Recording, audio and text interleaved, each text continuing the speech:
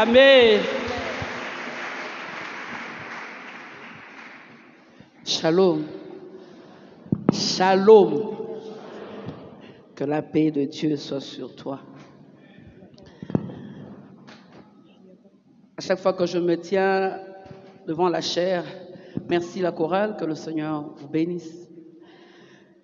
À chaque fois que je me tiens devant la chair, j'ai la true, j'ai peur. Et ce matin, je remercie premièrement le Seigneur qui me donne l'être et le mouvement, la force de me tenir devant vous pour vous parler. Ce n'est pas une habitude, dormir et se réveiller, c'est un miracle. Et je remercie aussi le pasteur, toujours je le ferai, chaque fois qu'il me donnera l'occasion de parler à son peuple, pour la confiance. Et je vous remercie pour votre présence.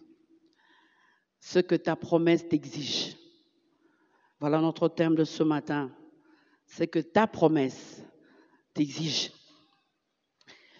Je suis de ceux qui croient que la promesse que Dieu nous fait nous motive sur le chemin de la destinée. Je suis de ceux qui croient que la promesse de Dieu dans nos vies nous pousse à donner le meilleur de nous-mêmes. Je suis de ceux qui croient que la promesse de Dieu dans nos vies nous pousse à agir différemment. Je suis de ceux qui croient que la promesse de Dieu dans nos vies nous booste pour aller de l'avant.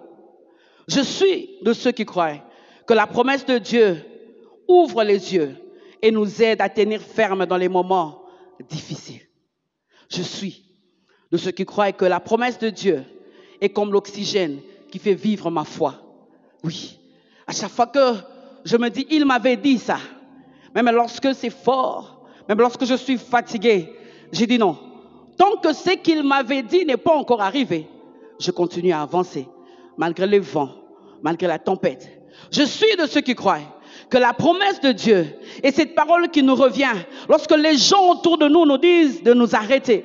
Je suis de ceux qui croient que la promesse de Dieu, cette parole nous revient lorsqu'autour de nous on est en train de nous dire que tu n'arriveras pas. Je suis de ceux qui croient que la promesse de Dieu, lorsque nous avançons et que les gens autour de nous nous disent que regarde ton passé, l'autre jour tu as fait ceci, tu as fait cela. Je suis de ceux qui croient que lorsqu'autour de nous les gens nous dénigrent, nous diminuent, nous sous-estiment, j'ai cette parole qu'il a dit comme il disait à Gédéon, vaillant héros. Je suis de ceux qui croient que cette parole me motive encore pour aller de l'avant. Je suis de ceux qui croient qu'avec la parole de Dieu, je suis capable de tout faire. Je suis de ceux qui croient qu'avec la parole de Dieu, l'impossible devant moi n'existe pas. Parce que mon Dieu a dit des choses et cela va arriver.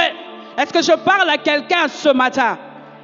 Le psaume 119, le verset 49. Psaume 119, le verset 49 dit, « Souviens-toi de ta promesse à ton serviteur, puisque tu m'as donné l'espérance. » Souviens-toi de ta promesse à ton serviteur, puisque tu m'as donné l'espérance. La parole que Dieu nous donne sur le chemin de la destinée nous donne l'espérance.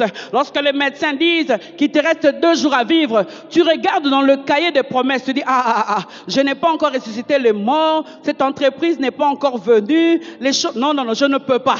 C'est pour cela que je rentre, je dis, Seigneur, par tes meurtrissures, je suis guéri. Moi, je ne mourrai pas. Je vivrai et je raconterai les œuvres de l'Éternel. Pourquoi? Parce que la parole qu'il m'a donnée est en train de me motiver à croire que même dans le vent, même dans les tempêtes, il est avec moi.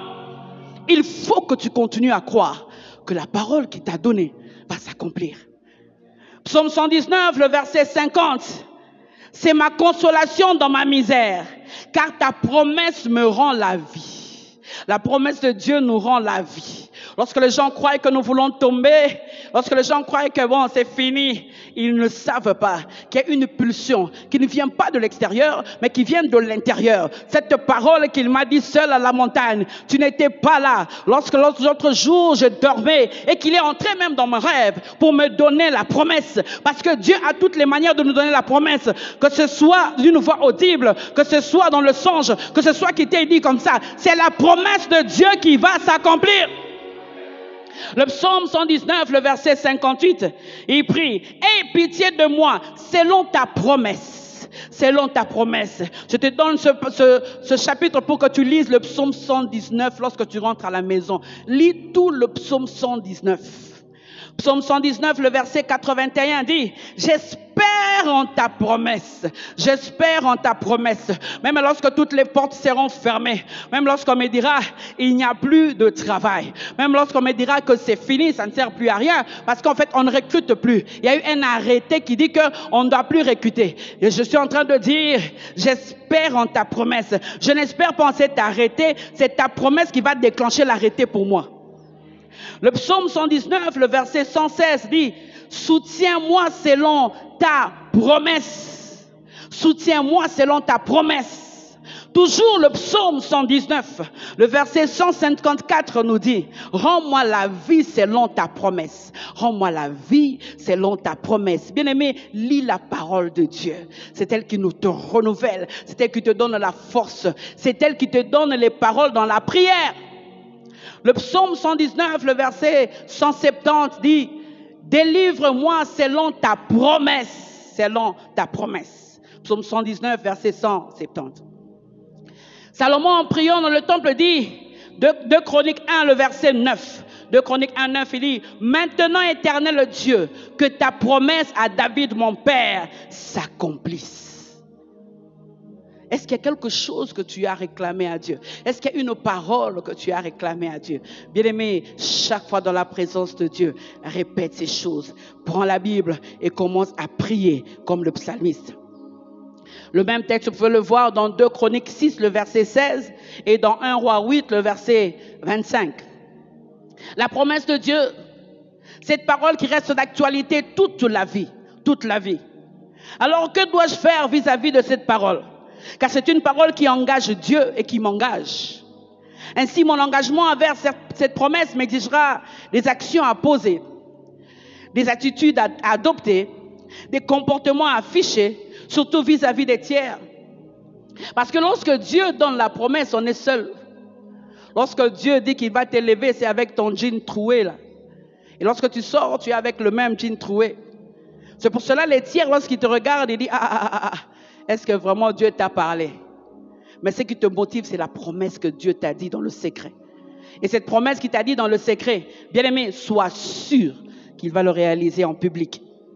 Ce que ta promesse t'exige, en d'autres termes, les paroles que Dieu t'a données concernant ta destinée t'exigent à faire certaines choses. Lorsque je dis exige, je vois exigence. Exigence, ce qui est commandé. C'est que quelqu'un réclame d'une autre personne. Lorsque je vois exigence, je vois revendication. Lorsque je vois exigence, je vois nécessité, devoir, impératif, commandement, tâche, obligation. Revendication, nécessité, devoir, impératif, commandement, tâche, obligation. Bien aimé, chaque domaine dans nos vies a ses exigences. Pour devenir médecin, je ne sais, il faut 8 ans, c'est ça? 8 ans, si tu ne reprends pas l'année. 8 à 9 ans de sacrifice, de nuit blanche, d'études. Tu priorises le temps. Lorsque les amis viennent, tu dis, non, j'ai session demain, donc on ne peut pas se voir, c'est un peu compliqué. Je ne serai pas à ta fête, hein. Demain je dois déposer mon mémoire. On dit quoi, ma mémoire? Ma. Ah. On brille un peu. Mon. Je dois déposer mémoire demain. Donc ne me dérange pas. Les déplacements, les recherches, des contacts après avoir étudié. Il faut travailler. Ce parcours difficile, plein de sacrifices. Tu vas rêver que tu es en train d'opérer tellement que tu aimes ce que tu veux, tellement que Dieu t'a dit effectivement que tu deviendras ce médecin. Tu deviendras ce médecin. Mais bien aimé, si tu n'entres pas dans l'exigence de ce que ce domaine demande, tu ne deviendras jamais médecin. Tu vas te lever, tu vas dire à tout le monde, je serai un grand médecin dans ce pays. Les patients vont me chercher, moi on va me chercher. Tu auras beau crier à la porte, ici à Lubumbashi, tu auras beau poster dans les réseaux sociaux, tu es en tenue de médecin. Les gens vont regarder, depuis quand? Son numéro d'ordre est sorti où? Même nous-mêmes, c'est quel cursus qu'il a suivi? Il sort d'où? Pourquoi? Parce que les gens savent qu'il y a des exigences liées à ce domaine. Tu dois le respecter. Depuis quand? Il a étudié où? Et même nous qui avons fini, nous n'avons même pas encore le numéro d'ordre. Lui, il sort d'où pour se proclamer médecin? Bien-aimé, de la même manière, chaque domaine de la vie nous exige des choses à faire et à ne pas faire. De la même manière, ta promesse t'exige des choses à faire et à ne pas faire. En définitive, nous voulons affirmer, tenant compte de ce qui précède, que chaque devenir a des devoirs à faire. Chaque devenir a des devoirs à faire. Le devenir en termes de destinée. Chaque devenir a des devoirs à faire. De devenir en termes de destinée. Tu es destiné à. Chaque devenir a des impératifs à observer. Chaque devenir, bien-aimé, a des obligations à remplir. Chaque devenir a des commandements à respecter. Chaque devenir a des devoirs à faire, des impératifs à observer, des obligations à remplir, des commandements à respecter. Et en toute conséquence, toute personne qui tient compte ou qui veut devenir quelqu'un doit respecter ces conditions dans la vie que Dieu nous a imposées. Peu importe le domaine, peu importe les domaines. Et s'il veut encore s'appliquer au-delà de la réussite, il doit encore davantage se sacrifier pour que l'excellence sorte de ce que Dieu lui a dit. Le vrai chemin de la réussite, premièrement, c'est rêver, devenir, faire et réussir. Tu peux beau rêver, mais tant que tu ne fais pas, tu ne deviendras pas. Tu peux beau rêver, mais tant que tu n'observes pas certaines choses, tu ne vas pas exceller. Tu peux beau rêver, mais tant que tu ne respectes pas certains commandements, tu ne vas pas réussir. Tu peux beau rêver sans remplir certaines obligations, tu ne vas pas exceller. Tu ne vas pas exceller. Tu ne vas pas exceller. De la même manière, la parole que Dieu t'a donnée t'exigera des choses que tu dois faire, des choses, parce que dans la parole de Dieu se cache ta destinée. Dans la parole que Dieu t'a donnée, se cache ton devenir. Qu'est-ce que Dieu t'a dit exactement? Lorsque tu te lèves et que tu dis, Seigneur, tu m'as dit. Je parle d'une promesse particulière liée à ta destinée, les choses que Dieu va faire pour toi demain. Mais avant que Dieu fasse pour toi des choses demain, toi tu dois faire des choses pour lui aujourd'hui. Pour que les choses de demain arrivent. Pour que les choses de demain arrivent. Parlons à Jacob, Israël, Genèse 46, le verset 3. Lui dit, alors qu'on vient lui apporter la nouvelle de Joseph, et Dieu dit, je suis le Dieu de ton père. Ne crains point de descendre en Égypte, car là, je te ferai devenir une grande nation. Le devenir, la parole de Dieu, dans la parole de Dieu, dans la parole que Dieu t'a donnée, se cache ton devenir. Abraham dit, dans Genèse 17, le verset 4, voici mon alliance que je fais avec toi. Tu deviendras père d'une grande multitude des nations. Genèse 17, le verset 16, alors qu'il parle à Abraham concernant sa femme Sarah. Genèse 17, 16, il dit, je la bénirai, je te donnerai d'elle un fils, je la bénirai, elle deviendra des nations, des rois et de peuples sortiront d'elle. Des rois et de peuples sortiront d'elle. J'aime ce Dieu qui est mon devenir. Mon Dieu est mon devenir. Dans la parole de mon Dieu, il y a mon devenir. C'est pour cela que je ne peux pas le lâcher. Si je le lâche, je ne deviendrai zéro. Je ne deviendrai rien du tout. Parce qu'en lui, il y a tout. C'est pour cela, lui, il se tient ici. Il est déjà dans ton futur. Et toi, tu es là-bas dans ton présent. Et il te dit, viens pour devenir. Il te dit, viens, venir dans ton futur, parce qu'il est déjà là. Mais c'est que j'aime avec ce Dieu. En même temps qu'il est avec toi dans le futur, en même temps il est avec toi dans le présent. En même temps il marche avec toi. Lorsque tu veux trébucher, il te tient. Lorsque tu veux tomber, il est avec toi. Lorsque tu veux lâcher, il te tient. Le même Dieu dans le futur est avec toi dans le présent. C'est pour cela, ne crains rien. Lorsque tu avances et que tu te rends compte que tu as trébuché, tu te retrouves dans la citerne parce que les gens t'ont trahi. Bien-aimé, reste attaché, parce qu'il sait comment il va te faire sortir de la citerne au palais. Le Dieu fidèle qui marche avec nous ne nous abandonne jamais sur le chemin de la destinée parce qu'il tient à la promesse. Est-ce que tu sais que de la même manière, toi tu tiens à la promesse? Dieu tient plus que toi parce que la réalisation de ta promesse est la réponse de Dieu, la réponse des hommes pour Dieu, la réponse de Dieu pour les hommes.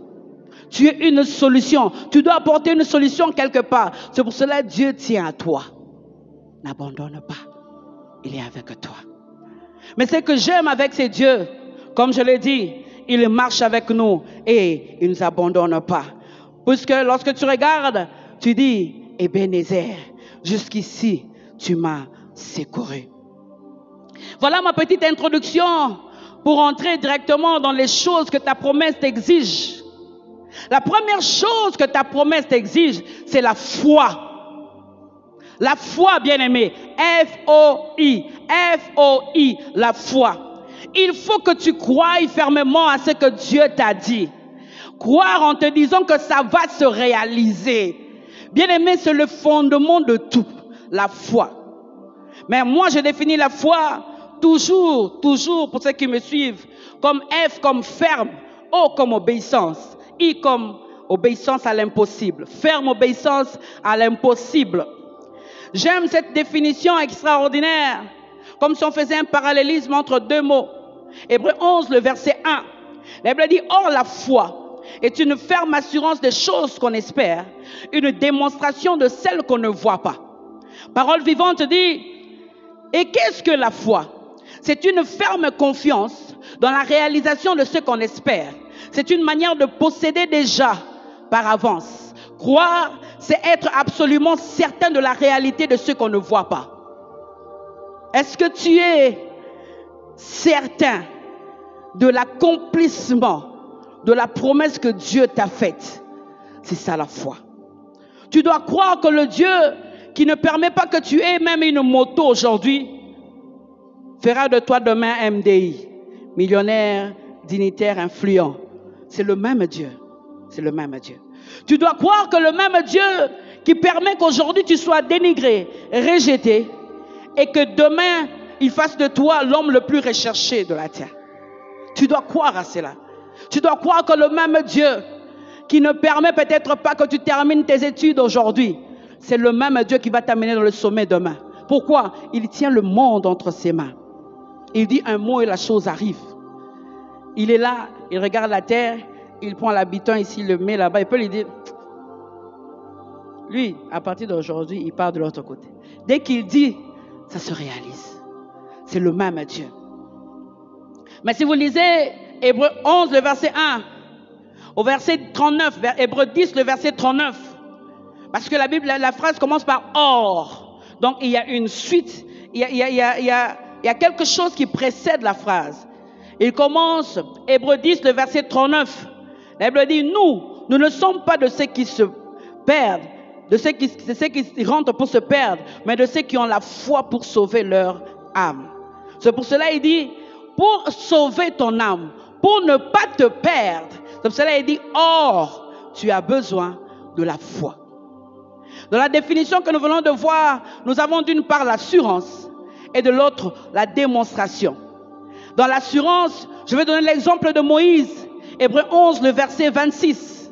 Bien-aimé, sois rassuré que ce que Dieu t'a dit, qu'il pleuve, qu'il neige, même s'il neigeait un jour ici à Lubumbashi, j'aimerais que tu continues à croire que cela va s'accomplir. Même si on te disait que toutes les portes sont fermées, même si on te disait que ce mariage, c'est le dernier mariage qui sera célébré, il faut que tu continues à croire. À cause de moi, à cause de la promesse, personne ne peut arrêter la promesse. Je vais arriver dans ce que Dieu m'a dit. Hébreux 11, le verset 26, on parle de Moïse. La Bible dit, regardons l'opprobre de Christ comme une richesse plus grande que les trésors de l'Égypte, car il avait les yeux fixés sur la rémunération. Il a pris position, bien-aimé, sur base de quelque chose qu'il ne voyait pas.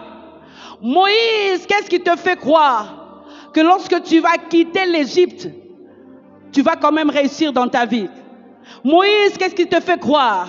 Moïse a été élevé a été élevé par la sagesse bien sûr, égyptienne. Mais je suis sûr que avant que sa mère ne lui donne à la fille de Pharaon, sa mère lui parlait. N'oublie pas qui tu es. N'oublie pas qui tu es. Peut-être qu'il ne savait pas que c'était sa mère, je ne sais pas comment ça se passait. N'oublie pas, parce qu'il devait prendre l'enfant pour un temps et le lui remettre. Moïse a toujours compris que c'était la fille de Pharaon, peut-être sa mère. Mais je crois qu'il se souvenait toujours des petites choses. Ne te souviens-tu pas de ce qui s'est passé à la maison quand tu avais 4 ans?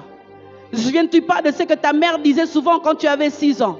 Je crois que Moïse avait ça. La Bible dit, regardons le propre de Christ comme une richesse plus grande que les trésors de l'Égypte, car il avait les yeux fixés sur la rémunération. Il a pris position sur l'espérance messianique.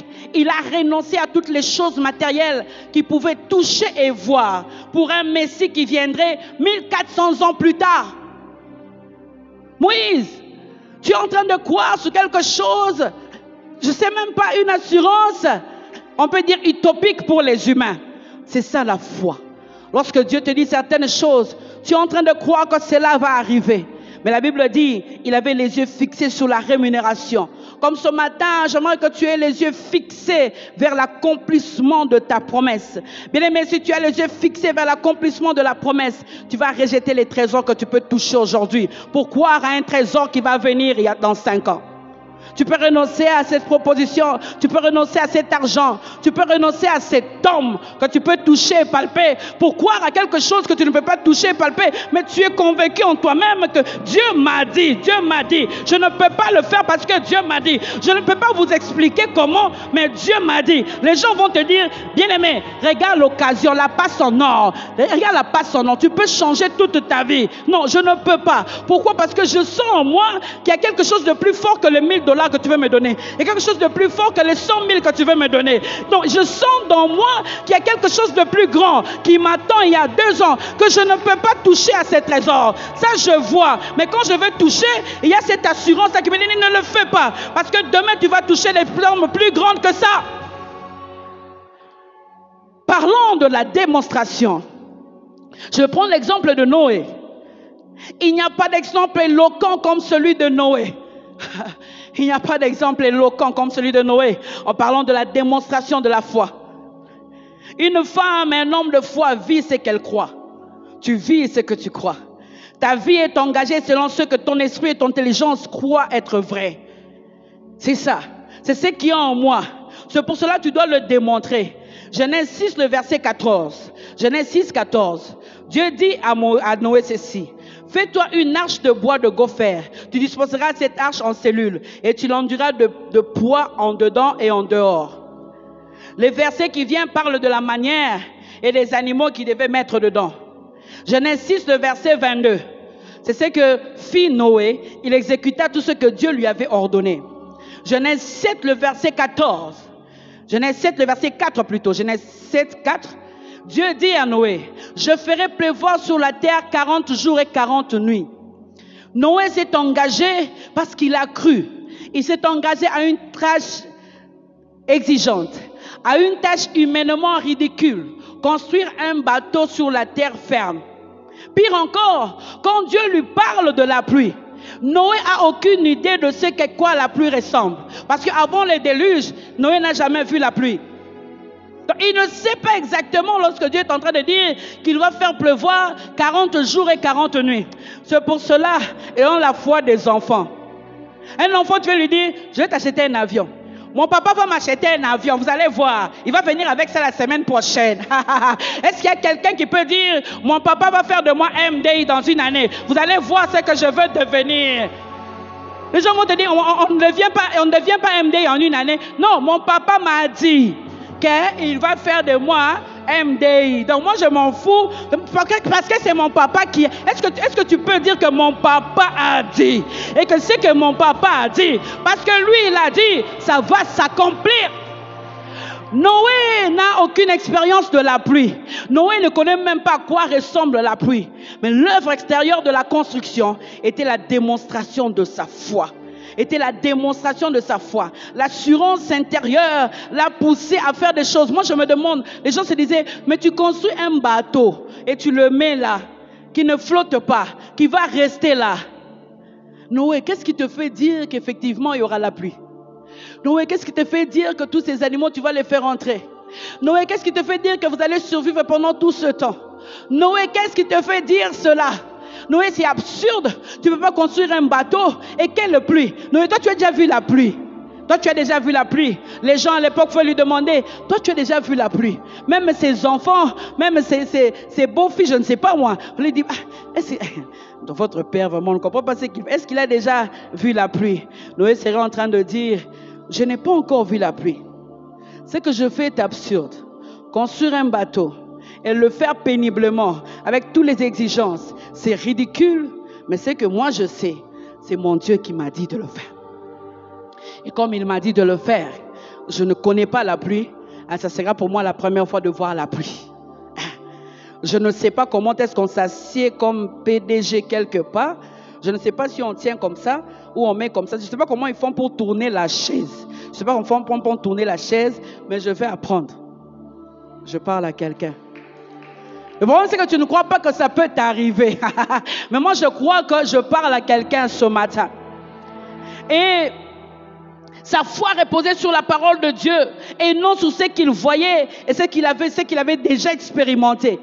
Jamais vu la pluie et on lui demande de faire des choses. La démonstration de la foi. Bien-aimé, démontre que tu as foi en Dieu. Démontre dans les moments difficiles que tu continues à croire. La démonstration de la foi devant les propositions de l'ennemi. Démontre que tu es avec Dieu. Démontre à tout le monde que moi je ne peux pas faire ça, je ne peux pas faire ceci parce que j'ai une parole en moi. Bien-aimé, tu dois nous démontrer que tu as une promesse en toi.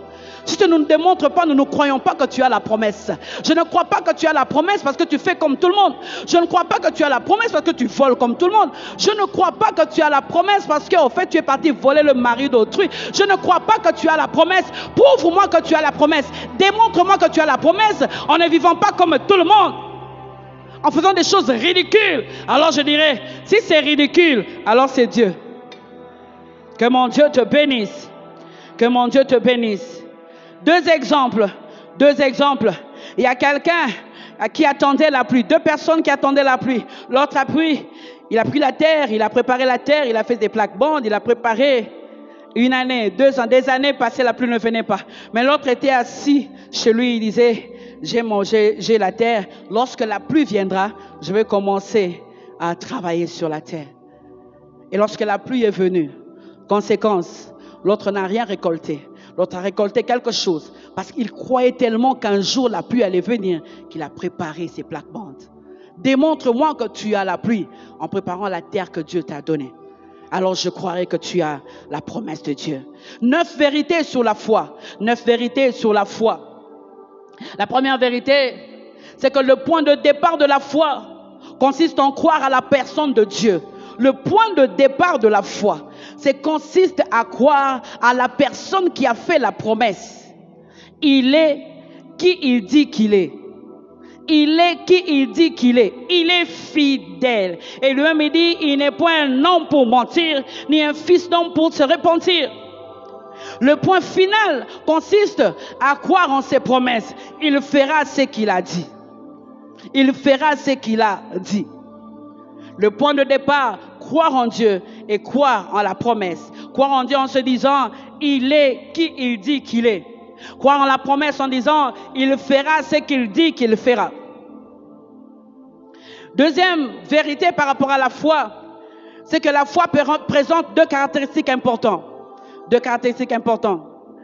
L'assurance ou la garantie de la réalité des choses qu'on espère en regardant en avant. L'assurance ou la garantie de la réalité des choses qu'on espère en regardant vers l'avant, vers le but et vers le but. Et c'est cette espérance qui nous donne la force et la patience pour surmonter les difficultés actuelles. Deuxième caractéristique de la foi, c'est la conviction de ce qu'on ne voit pas en regardant en haut vers Dieu, le Christ invisible. Cette conviction de l'invisible, ça nous donne de l'énergie pour affronter les difficultés de ce monde. La conviction de ce qu'on ne voit pas en regardant en haut vers Dieu qui a fait la promesse, l'invisible. Et cette conviction de l'invisible donne l'énergie pour affronter les difficultés de ce monde. Ainsi, de ces deux caractéristiques sortent deux mots, la patience de la foi et l'énergie de la foi. La foi te donne en même temps la patience de continuer à croire malgré les moments difficiles, mais aussi l'énergie de continuer à faire, c'est-à-dire l'énergie de continuer à le servir, de continuer à le chercher, de venir à l'église mercredi, de venir à l'église jeudi, de venir à l'église dimanche. Pourquoi? Parce que tu crois à quelque chose d'invisible, mais qui va être palpé dans quelque temps dans ta vie. Hébreux 11, le verset 27, nous parle de Moïse.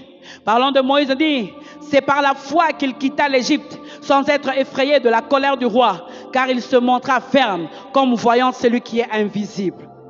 Bien-aimé, continue à voir cette promesse invisible que les hommes ne voient pas, mais qu'ils vont voir dans quelques années. Troisième vérité, c'est que la foi est la clé qui ouvre la porte de l'invisible. La foi est la clé qui t'ouvre la porte de l'invisible. C'est au travers de la foi que tu regardes et que tu es en train de dire, ah, je vois ce grand temple, je vois ce grand temple, je vois, comment on appelle ça, où il y a des étages, il y a des gens assis un peu comme ça, où on est obligé de mettre les écrans pour que tout le monde voit. Je vois cette grande salle, je suis dans l'invisible, et dans l'invisible, je loue, je bénis, je rends grâce à Dieu. Ça m'ouvre les portes de l'invisible. Quatrième vérité sur la foi. La foi n'est pas un vague désir que quelque chose arrive dans un avenir incertain. Non. Donc nous espérons, nous avons l'espoir. Non, c'est pas ça. C'est pas un vague désir que quelque chose arrive dans un avenir incertain. Non. La foi est une certitude absolue. Certitude absolue. Souvent relative à des choses que le monde considère comme irréelles et impossibles. La foi est une certitude absolue, souvent relative à des choses que le monde considère comme irréelles et impossibles. Marie, tu vas me dire que tu auras un enfant. Marie, tu ne connais point d'homme. Irréel et impossible, mais irréel et impossible n'est pas Jésus. N'est pas Jésus. La foi est une certitude absolue, souvent relative à des choses que le monde considère comme irréelles et impossibles. Bien-aimé, tu suis un Dieu dont tu n'as jamais entendu la voix audible. Bon, pour ceux qui ont entendu la voix audible de Dieu, mais nous n'avons pas entendu la voix de quelqu'un qui est venu chaque matin et te dit bonjour, comment tu vas? Et puis tu le vois et puis tu dis bon mon Dieu, je sors un peu, je vais revenir. Non, non, non, tu le vois pas. Tu crois à un Christ dont tu n'as jamais vu le visage. Pourquoi? Parce que tu as une certitude qu'il est vivant. Et chaque jour tu te lèves le matin, tu te maquilles, tu t'habilles, tu portes une veste, tu portes un costume et tu viens, tu t'assois et tu dis que Dieu est ici. Bien aimé, de la même manière qu'au quotidien tu continues à croire qu'il y a un Dieu qui est à tes côtés, qui marche avec toi. Tu viens mercredi, tu dis je viens écouter Dieu. Où est Dieu? Où est Dieu ici? Tu viens jeudi, je dis je viens chercher la face de Dieu. Montre-moi la face de Dieu. Sa face c'est comment? Est-ce que tu connais? Tu viens dire non, je viens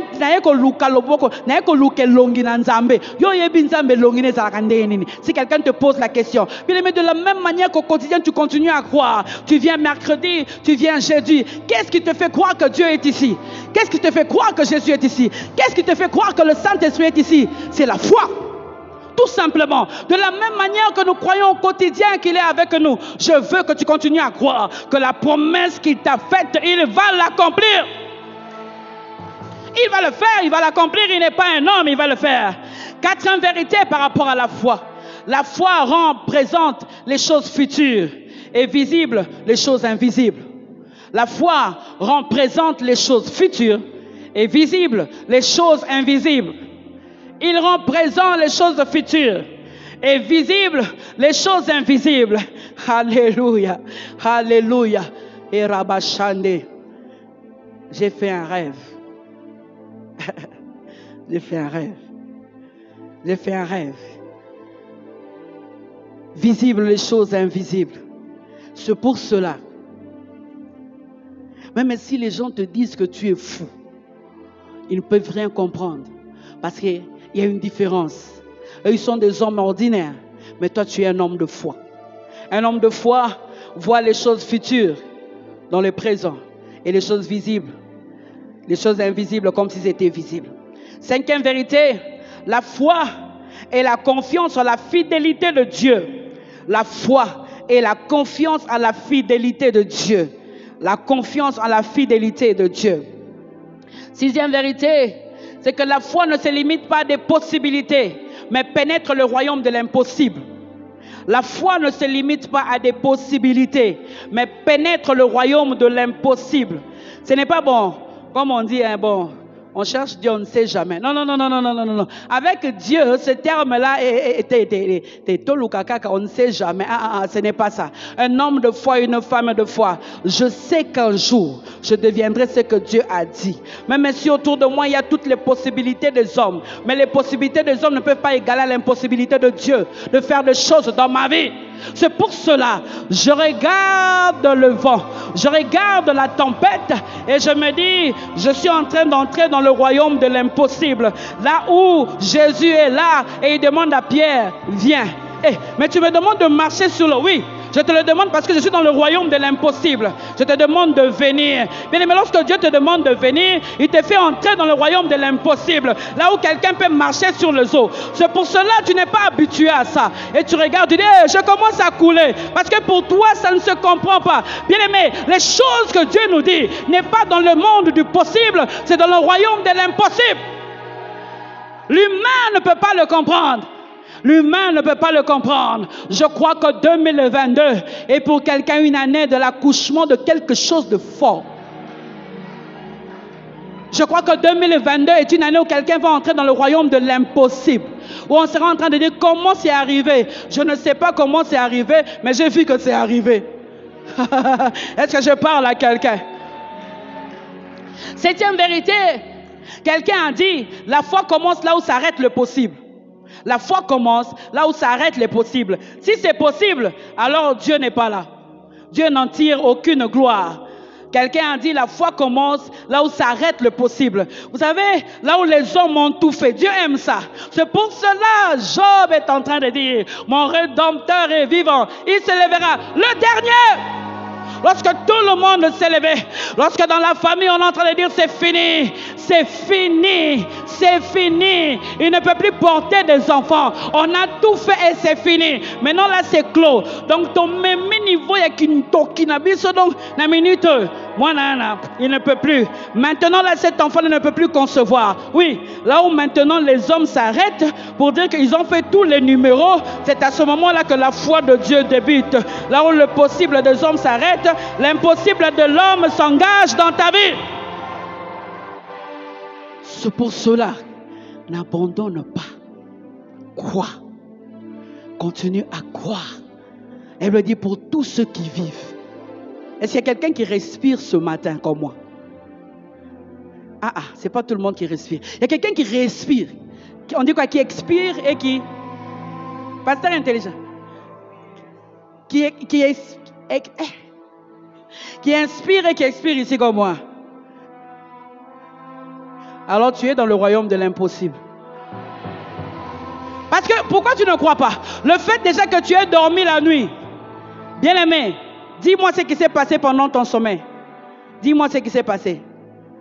Mais tu as tout simplement constaté que tu as ouvert les yeux, tu t'es réveillé, tu as pris ta douche et tu es venu. Ce qui s'est passé dans ton sommeil, tu ne sais pas. De la même manière, comme tu suis assis là, tu ne sauras pas en sortant d'ici. Le Seigneur te dit, il y a quelqu'un, on te cherche. Je veux que tu croies à ce que je suis en train de dire. Parce que ça va arriver. Ça va arriver dans ta vie. Je veux que tu arrêtes de croire à la fortune de la famille. Je veux que tu arrêtes à croire à un ministre qui t'aide. Non, non, non. Je veux que tu arrêtes à compter sur des gens qui te font marcher. Je veux que tu arrêtes à compter sur des gens qui te prennent pour un rien, qui te restent là pendant 5 heures. Et puis il vient et dit... on se voit dans une semaine. Non, non, non. Je veux que tu arrêtes de compter sur des gens qui te dénigrent. Je veux que tu arrêtes de compter sur les gens qui dénigrent ton Dieu. Qui dit, hey, toi tu pries, tu es chrétien, ton mari est pas... non, non, non. Je veux que tu arrêtes de compter sur ces gens pareils. Je veux que tu continues à compter sur la promesse de Dieu. Sur ce que Dieu t'a dit. Bien aimé, qu'est-ce qu'il t'a dit? Qu'est-ce qu'il t'a dit? Il faut que tu continues à croire. Et que tu ne lâches pas. Que tu ne lâches pas. Que tu ne lâches pas. Je ne sais pas. Je vais insister pour dire à quelqu'un. Ne fais pas honte à Dieu. Ne continue pas à compter sur des gens qui dénigrent ton Dieu. Je vais plus loin. Ne continue pas à compter sur des gens qui dénigrent ton pasteur. Ne continue pas à compter sur des gens qui dénigrent ton église, qui disent les binzambi là. Pourquoi tu lui donnes du poids comme ça? Pourquoi tu veux donner à cet homme du poids? Pourquoi tu veux donner à cet homme du poids jusqu'à aller rester au bureau là pendant 5 heures? Mais les 5 heures, tu sais ce que moi je fais? J'entre dans mon bureau. Je dis Mazi bro sarababosha. Isabre yanarebabosha. Isabre sande. Misabresa. Ikarabashaya. Isabrosaka. Dis-moi, et toi qui as fait 5 heures assis devant le bureau de quelqu'un, et moi qui ai fait 5 heures en train de dire Misabrasaka. Ikarabasheke. Isabrosaka. C'est que tu ne sais pas. J'appelle à l'existence des choses qui n'existent pas. C'est que tu ne sais pas. J'appelle à l'existence. Lorsque tu es assis pour attendre un humain, tu n'appelles rien. Tu n'appelles rien. Tu boudes, tu murmures. Tu dis, il se prend pour qui? Je suis là depuis longtemps. Il va voir ça. Arrête ça, arrête ça, arrête ça. Arrête ça, arrête ça. Est-ce qu'un homme de foi est ici? Est-ce qu'une femme de foi est ici qui peut dire Masi Broshaka, Isabra Saka, et que dit Karabashaka? Lorsque l'ennemi vient lui dire, mon Dieu, battez que les enfants sont chassés. Vilaka Yopesanga, Aboma Namote, Hata e Melina, Suka Suka e. Hey, hey, hey! Je ne perds pas Mazabrashaka Maeza Namolende Ponayebi Nzambe Yalola. Hey, hey, hey! Oza Motote Oyoko Sanga Jésus! Wana Motote Oyowang. Là, toi, tu es seulement assis devant le bureau de quelqu'un. Moi, je suis là, je commence à dire Vilaka Yopesanga. Naboma Namo Hatae Suka Suka. Mon frère, ne perds pas Mote Maeza Ponayebi. Hey! Ha! Oza Motote Oyoko Sanga. Mwana Motote Boyo Wangala. Arababo Sandarabash Nerelebo Sarabesha Mizabrasa Yandarabebusha Mazibrasa Yandarabeba Narabeba Barabazige. Lorsque quelqu'un viendra pour me dire, où est la promesse? Où est la promesse? Tu ne vois pas que en 2021, tu as perdu tellement des enfants. Est-ce que ce ventre va encore porter un enfant? Tu seras en train de dire, dans mon parcours sur la terre, tout peut sombrer. Dans ma marche sur le ciel, tout peut sombrer. Jésus, s'il a pas sur ma route, et Achanda, sur ma route, je chanterai, tu es fidèle, et Emmanuel, Emmanuel. Emmanuel.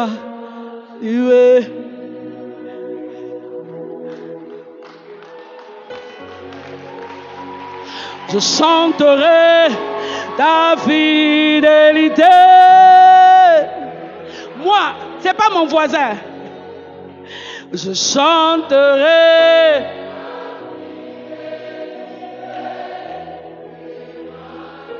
Je te parle. Je chanterai ta.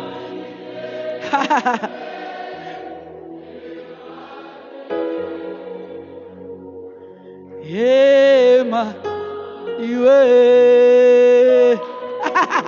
Est-ce qu'on peut acclamer pour Emmanuel? Est-ce qu'on peut pousser de ta fidélité, Emmanuel? Oh, je chanterai.